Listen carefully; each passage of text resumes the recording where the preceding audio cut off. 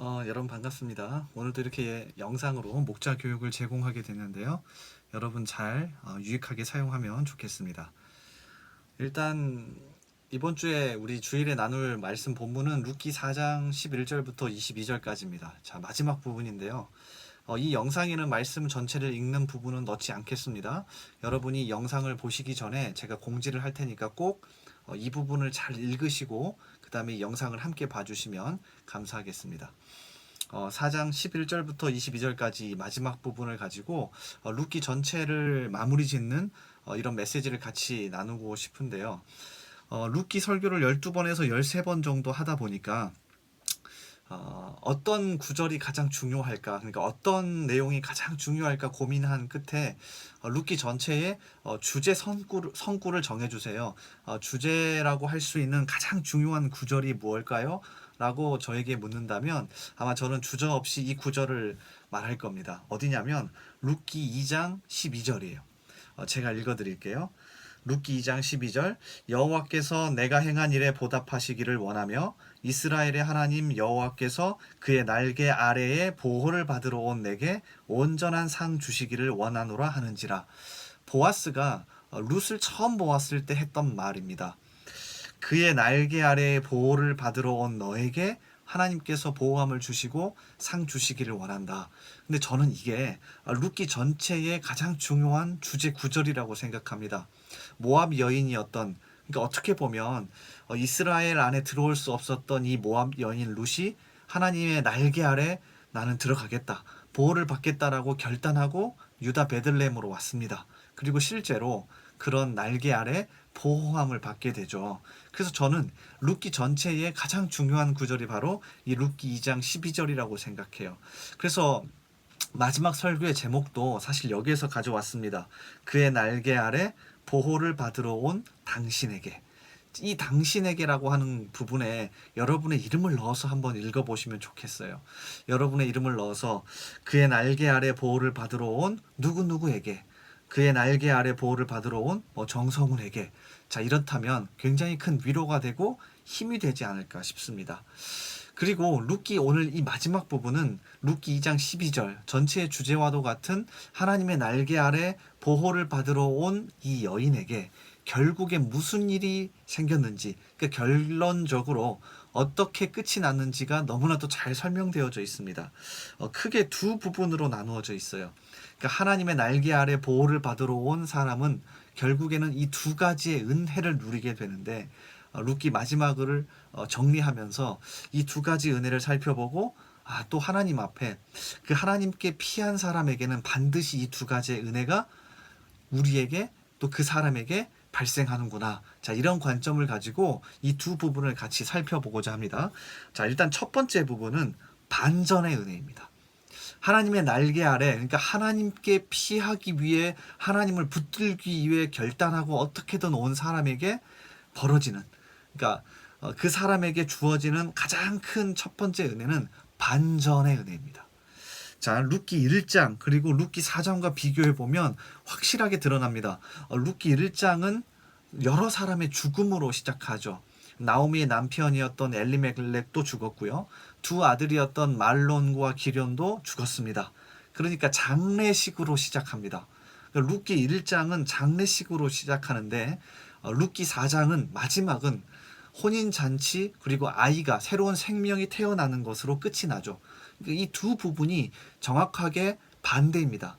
반전이 일어난 겁니다. 나오미에게도 반전이 일어났고요. 룻이라고 하는 이 여인에게도 반전이 일어난 겁니다. 전혀 반대되는, 예상치도 못했던 은혜가 그들에게 주어진 거죠. 그런데 저는 이게 하나님께 피하러 온 사람에게 발생하는 가장 큰 첫 번째 은혜라고 생각해요. 우병훈이라고 하는 고신대학교에서 구약학을 가르치는, 조직신학을 가르치는, 죄송합니다. 이 조직신학을 가르치는 교수님이 있습니다. 아주 유명한 교수님인데 이분이 룻기와 관련된 책 한 권을 썼습니다. 제목이 룻기 상실에서 채움으로라고 하는 책인데 이 책에 보면 이 룻기 마지막 부분을 이렇게 설명해 놓았어요. 한번 들어보세요. 성경에서 족보는 여러 가지 역할을 하지만 대체로 긴 역사를 요약하는 기능을 합니다. 룻기는 제일 마지막에 족보가 나옵니다. 룻기 1장이 죽고의 역사였다면 4장은 낳고의 역사로 마무리됩니다. 그 족보는 다윗에서 끝나면서 신약 성경의 마태복음 1장과 기막히게 연결됩니다. 룻기 기자는 한 여인의 구원에서 시작하여 이스라엘 백성들의 구원으로 한껏 발돋움하며 룻기를 마무리 짓습니다. 기가 막힌 반전의 은혜입니다. 룻기가 4장밖에 되지 않지만 장례식으로 죽음으로 시작한 1장이 결국에는 새로운 생명이 태어나고 새롭게 혼인잔치를 하는 것으로 끝냄을 통해서 우리에게 주는 메시지가 있습니다. 물론 이렇게 흘러가기 위해서 하나님께서 계획하신 게 있습니다.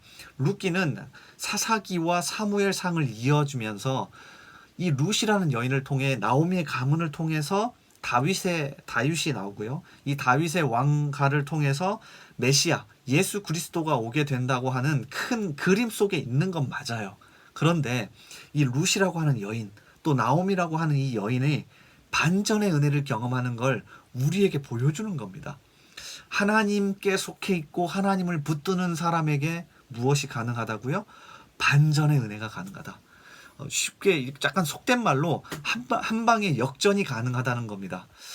이런 말 제가 썩 좋아하진 않습니다. 지금까지 이렇게 가르쳐 오지도 않았고 이런 내용의 설교를 많이 하지도 않았습니다. 너무나도 복을 바라는, 너무나도 다 잘 될 거야 라고 말하는 기복주의는 잘못된 게 맞습니다. 성경은 그렇게 가르치지는 않아요. 그런데 성경이 확실히 말하는 건 뭐냐면 이 반전의 은혜가 있다라는 걸 말합니다. 5년 뒤가 더 좋을 거고요. 10년 뒤가 더 좋을 거고요. 또 20년 뒤가 더 좋을 거라고요. 우리의 인생이 주님을 만나면 확실히 바뀔 수 있다고요. 뒤집어질 수 있다고요. 자, 이걸 가르치는 게 성경입니다. 또 하나님을 만난 수많은 사람들이 경험했던 은혜이기도 해요. 그래서 우리 젊은이들이, 청년들이요, 이 부분을 놓치지 않았으면 좋겠어요. 너무 진지해져가지고 그래, 하나님 앞에서의 고난, 너무 기복주의는 좋지 않아. 이 믿음의 아주 진지함, 이런 것들만 너무 붙잡아서 우리가 너무 진지하게만 신앙생활 한다면 우리가 절반은 알고 절반은 놓쳐버린 겁니다. 성경이 말하는 하나님은요, 반전의 은혜가 있습니다. 우리가 너무 힘들고 어려운 그 순간에도 하나님은 단 한 방에 역전시키실 수 있는 분이라고요. 이런 하나님이라는 걸 우리가 알고 가셔야 돼요. 그러니까 목자분들이 이런 하나님을 잘 먼저 경험했으면 좋겠고요.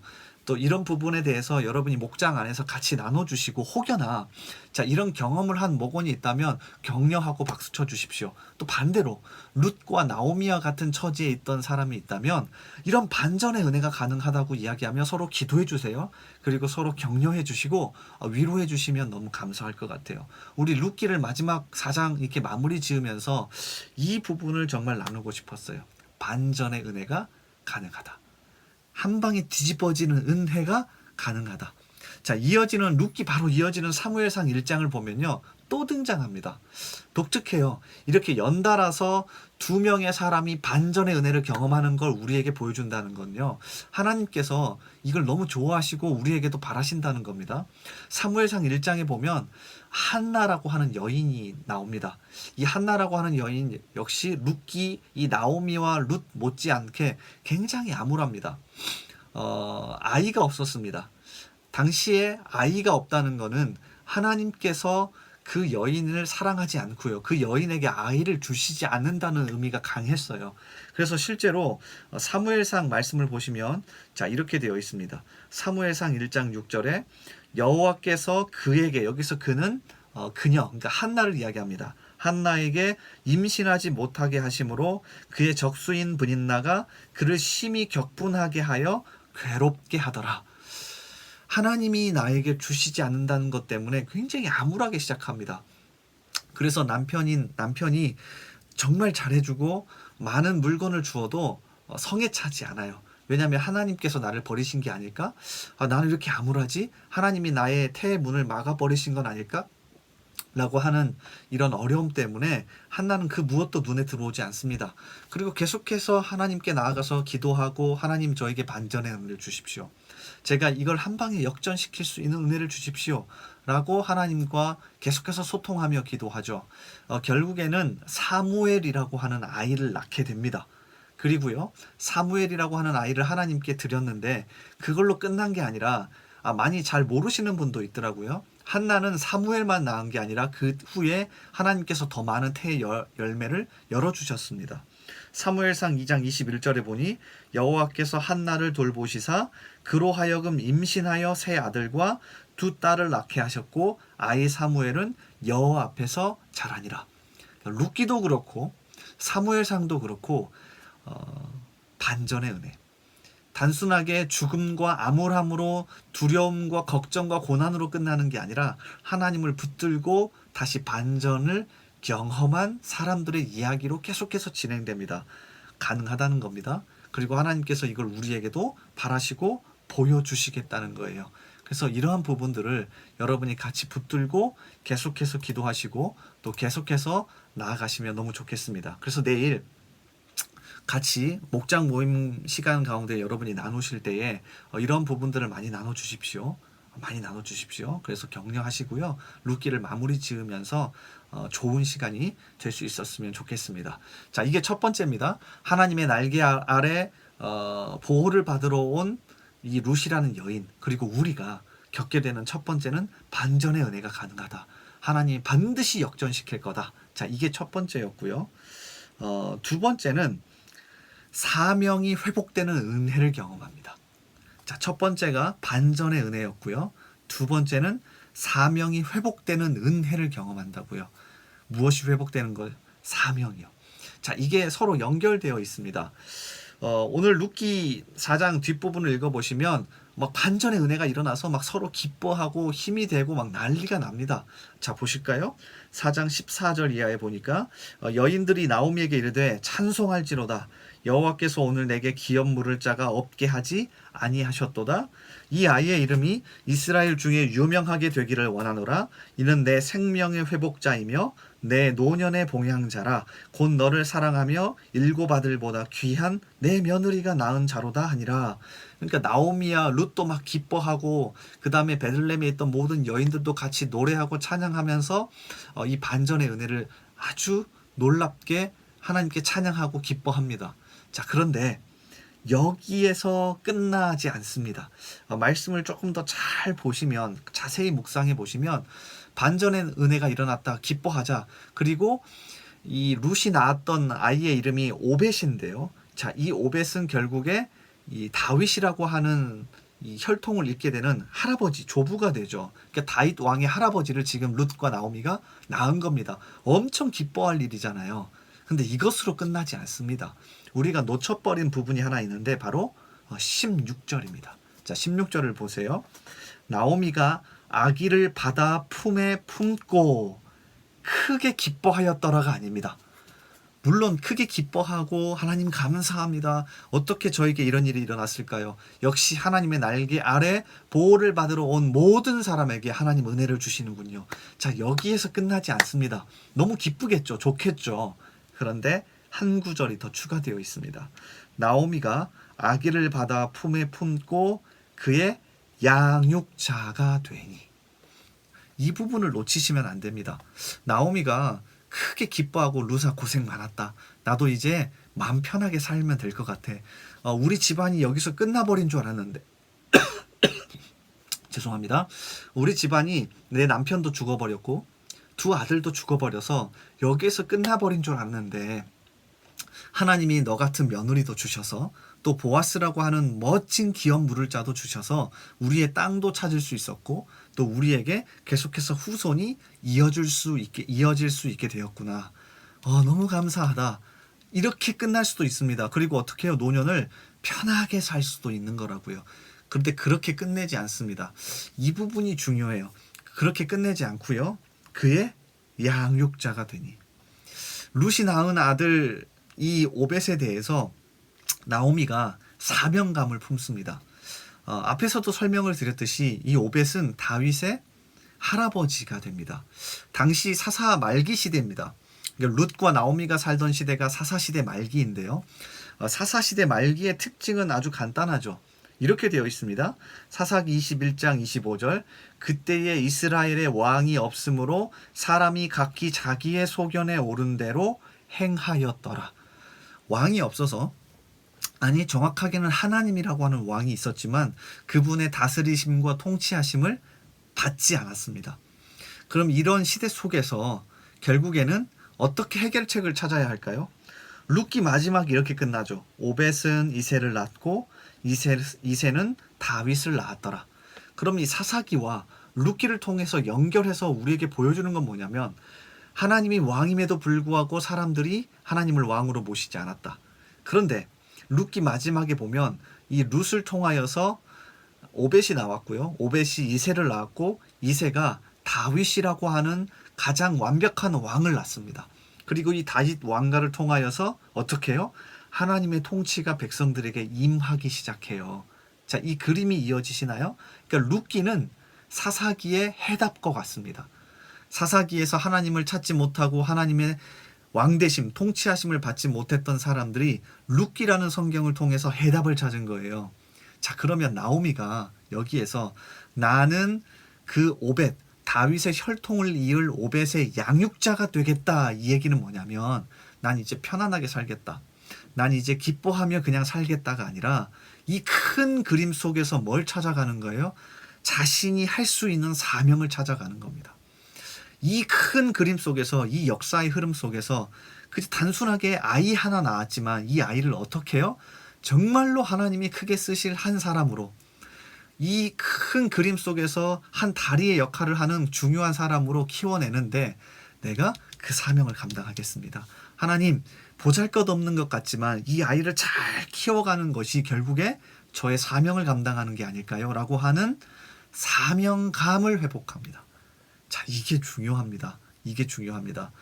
반전의 은혜와 사명의 회복, 이 두 가지가 서로 연결되어 있습니다. 하나님의 날개 아래 보호를 받으러 온 사람에게는 하나님이 반드시 언젠가는 반전의 은혜를 주실 겁니다. 위로함을 줄 거고요, 격려하실 거고요, 계속해서 힘을 주실 겁니다. 그래서 어떻게 하시는 줄 아세요? 그 자리에서 머물게 하거나 하나님 감사합니다로 끝내는 게 아니라 어떻게 사명감을 회복해서 다시금 일하게 하고 움직이게 만드는 겁니다. 이게 아주 중요합니다. 여러분, 저는 그래서 여러분이 저에게 목사님 저 은혜 받았습니다, 오늘 말씀 참 좋았어요, 은혜 받았어, 이런 말 잘 믿지 않습니다. 왜냐면요, 진짜 위로함을 받고 진짜 말씀의 은혜를 받은 사람은 이런 말을 할 수도 있겠지만 반드시 사명감이 회복돼서 움직이게 되어 있습니다. 은혜를 받은 사람은 반드시 사명감을 회복해서 움직이게 되어 있어요. 그래서 오히려 저를 찾아와서 목사님, 제가 무슨 일을 해야 할까요? 제가 어떻게 해야 할까요? 이렇게 질문하게 되어 있습니다. 실제로 사도행전 20장에 보면 사도행전 22장에 보면 사도 바울이 자신이 예수님을 만났을 때, 그러니까 반전의 은혜를 경험했을 때 상황을 아주 자세하게 기록해 놓고 있거든요. 여기에 보면 오늘 룻기 4장과 이 나오미와 연결되어 있습니다. 사도행전 22장을 찾아서 여러분 한번 꼭 읽어보십시오. 얼마 길지 않으니까 앞부분을 좀 읽어보시면 사도 바울이 자신이 예수님을 만났던 시절을 이야기합니다. 원래는 유대교라고 하는 이 종교에 빠져서 허송세월 자신이 여기에다가 헛된 열심을 다 쏟고 있었는데 다메섹으로 가던 도중에 빛 가운데, 강력한 빛 가운데 부활하신 예수님을 만났고 그 예수님으로 말미암아 어떻게 반전의 은혜가 일어난 겁니다. 아무 진리도 아닌 유대교를 붙들고 평생 살아갈 수도 있었던 바울이 이 다메섹으로 가던 도중에 예수님을 만났습니다. 그래서 예수님을 만나고 받아들이고 믿게 되고 그분 때문에 인생의 반전이 일어난 거예요. 자, 이해가 되시죠? 그러니까 룻기와 비슷합니다. 룻과 나오미처럼 인생의 반전이 일어난 겁니다. 자, 그 다음 이 사도 바울이 예수님을 향하여서 한 이 첫마디가 너무나도 기가 막힙니다. 예수님 감사합니다. 예수님 은혜 주셔서 감사합니다. 이런 죄인 중에 괴수인 저에게 구원의 은혜를 주시다니요. 감사합니다. 자, 이런 말 하지 않습니다. 여러분, 사도행전 22장 10절 말씀인데요. 이렇게 되어 있어요.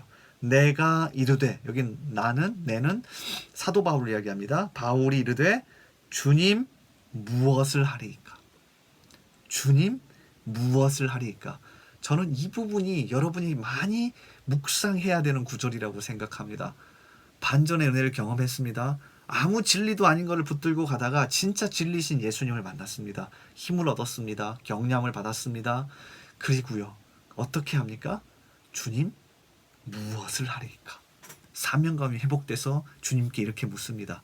그러니까 저는 우리 청년부 안에서, 여러분 목장 안에서 이런 일들이 자주 벌어졌으면 좋겠습니다. 말씀을 나누면서 반전의 은혜가 가능할 거야. 그리고 실제로 경험하기도 하고 그 안에서 위로함을 얻고 격려함을 받습니다. 그 다음에 어떻게 해요? 사명감이 회복돼서 무엇을 하겠습니까?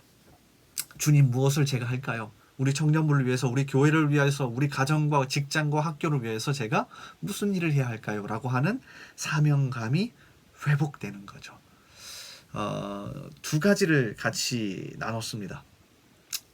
하나님의 날개 아래 보호를 받고 피하러 온 결단한 이 룻에게, 룻 입장에선 정말 힘들었을 거예요. 룻은 모압 여인이었고, 제가 아마 저 앞전에 설교에서도 설명을 드렸듯이 신명기 성경에 보면 모압 사람은 절대 이스라엘의 총에 들 수 없다라고 이야기가 되어 있습니다. 얼마나 이스라엘 사람들을 평소에 괴롭혔으면 하나님께서 아예 못 박아 놓으셨어요, 말씀으로. 그런데도 룻이 그 이야기를 알았을 거고요, 나오미도 그 사실을 잘 알았을 건데도요, 어떻게 해요? 결단하고 손잡고 베들레헴으로, 하나님 날개 아래로 한번 온 겁니다. 하나님 모르겠습니다. 그래요, 저 모압 여자이긴 한데요, 저 진짜 가진 것도 없고 저 죄인 맞아요. 근데 하나님 모르겠습니다. 당신의 날개 아래 제가 보호를 받기 위해, 피하기 위해 왔으니까요, 책임지세요. 저 보호해 주세요. 저에게 은혜 주세요. 라고 룻은 정말 어렵게 왔을 거라고요. 그때 하나님의 은혜를 주십니다. 위로하시고 격려하시고 반전의 은혜를 주시고요, 거기서 끝나는 게 아니라 다시금 힘을 얻어서 사명감을 가지고 일하게 하십니다. 여러분에게, 목자들에게 먼저 이 은혜가 있길 바랍니다. 목자들이 강력하게 이 은혜를 매일매일 경험할 수 있길 바라요. 결단하고 하나님 앞에 한번 가보십시오. 그 어떤 것보다 하나님을 더 의지하겠다고 다 버리고 한번 가보십시오. 마치 사무엘상 이 7장에서 미스바 기도회와 비슷하죠. 미스바 기도회에서 사무엘이 모든 이스라엘 사람들을 다 불러 모아놓고는요, 단 한 가지 시킵니다. 우리 하나님 잘 믿어보자. 하나님 잘 믿어보자. 그런데 그 하나님을 잘 믿기 위해서 한 첫 번째가 뭔지 아십니까? 단 한 가지. 하나님 외에 하나님처럼 섬기는 모든 것 다 제거하자. 여호와 하나님만 섬겨보자. 다 내려놓아보자. 하나님의 날개 아래 한번 피해보자. 그러면 무슨 일이 일어나는지 한번 경험해보자. 이 이야기를 하는 겁니다. 룻기도 사실 그 이야기를 하는 겁니다. 룻이라고 하는 모압 여인은요, 우리보다 더 힘든 상황이었고 우리보다 더 하나님 앞에 가기 어려운 상황입니다. 그 상황에서 결단했더니 하나님이 은혜 주셨습니다. 이런 이야기가 룻이 아니라 여러분의 이야기가 되길 바랍니다. 설교 시간에 그 반지의 제왕 이야기를 잠깐 하고 마칠 건데요, 이야기를 조금 소개하면, 여러분 반지의 제왕이라고 하는 영화 보셨나요? 책으로도 있고요. C.S. 루이스 그리고 이제 J.R.R. 톨킨이라고 하는 이 두 사람이 가장 친한 친구였는데, 영국 사람입니다. 두 사람이 기독교는 눈에 보이는 게 전부가 아님을 아는 사람들이다. 신앙을 가진다는 건 눈에 보이는 이 세상이 전부가 아님을 아는 사람들이다. 그래서 우리가, 글을 쓰는 우리가 이걸 한번 보여줘 보자 하고 둘이 같이 소설을 씁니다. 그래서 이 C.S. 루이스는 나니아 연대기라고 하는, 여러분 아실 겁니다, 이 소설을 쓰고요. J.R.R. 톨킨이라고 하는 이 사람은 조금 더 대중적으로 이 반지의 제왕이라고 하는 소설을 씁니다. 둘 중에, 물론 둘 다 유명하지만 반지의 제왕이 조금 더 인기를 끌었죠. 반지의 제왕 제일 마지막, 왕의 기한이라고 하는 3편 제일 마지막을 보면 혹시 결말이 기억나는지 모르시겠어요. 모든 이야기가 다 끝이 나고 이제 악을 다 제거하고 절대 반지를 불산에다가 집어넣고 끝이 납니다. 그런데 이 주인공인 프로도가 약 3년 정도 흐른 다음에 악의 세력이 다시 꿈틀꿈틀 기어오르는 것을 감지하게 돼요. 그래서 이 원정대를 꾸려서 다시 떠나게 됩니다. 자, 우리 악의 세력을 다시 제거해보자. 그러면서 자기의 절친이었던, 그리고 자신을 잘 보좌했던 샘이라고 하는 사람에게 편지를 써요. 그리고 이 샘이 편지를 받아보는데, 이 편지에는 아주 간단하게 이렇게 적어져 있죠. 샘, 너의 이야기를 이어가길 바래. 너의 이야기를 이어가길 바래. 그러니까 프로도는 자신의 자리에서 이 악의 세력을 제거하기 위해서 원정대를 꾸려서 떠난 겁니다. 샘은 이제 시장이 되어 있었습니다. 그래서 어떻게 하냐면요. 집으로 돌아가서 자신의 아내와 자신의 가족들에게 입맞춤을 하고요. 일상적인 일을 하면서 그 일상적인 삶 속에서 열심히 살아가며 악의 세력을 제거하기 위해 노력합니다. 그러니까 자신의 이야기를 써 나가는 거죠. 룻기를 사장까지 모두 다 같이 묵상했습니다. 룻의 이야기가 여러분의 평범한 일상 속에서 이어져 가기를 바랍니다. 여러분이 룻이 되실 수는 없겠죠. 모함 여인도 아니고 이런 특별한 상황에 있는 것도 아니지만 이 특별한 은혜는 여러분의 평범한 일상 가운데 계속 이어질 수 있을 겁니다. 여러분의 이야기를 계속해서 이어갈 수 있기를 주님의 이름으로 소원합니다. 그래서 내일 목장 모임 시간에 여러분 많은 은혜 나눌 수 있기를 바랍니다. 제가 이제 목장 질문지도 같이 올려드릴 건데요. 그 목장 질문지에 몇 가지를 같이 나누겠습니다. 3번과 4번, 3번과 4번을 하나로 묶어서 이게 첫 번째하고 관련되어 있거든요. 반전의 은혜와 관련된 내용이니까 여러분이 3번과 4번을 같이 묶어서 미리 한번 좀 보시고요. 그리고 목원들과 같이 나누시면 되겠습니다. 그리고 두 번째로는 6번과 7번을 좀 묶으시면 되겠습니다. 6번과 7번은 두 번째 사명감이 회복되는 장면과 연결되어 있으니까 자, 이 두 개 6번과 7번을 묶어주시고 3번과 4번을 묶어주셔서 두 개를 같이 나누어 주시면 되겠습니다. 여러분 목장 모임 시간에 또 풍성하게 잘 나누시고 귀한 시간 될 수 있었으면 좋겠습니다. 여러분 항상 감사해요.